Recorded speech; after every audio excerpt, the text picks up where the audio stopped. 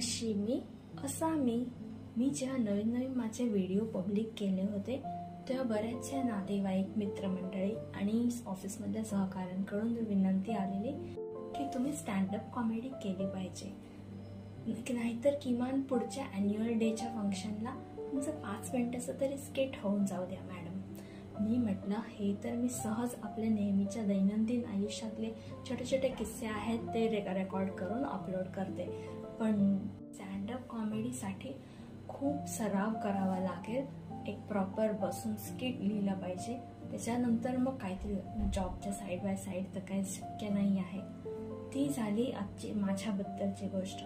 पण आपल्या देशात खूप पूर्वीपासून आपले एक महान दिग्गज स्टँडअप कॉमेडियन झाले आहेत, ते म्हणजे पु ल देशपांडे। 8 नोव्हेंबर त्यांच्या वाढदिवसाबद्दल आम्हाला त्यांची खूप आठवण येते।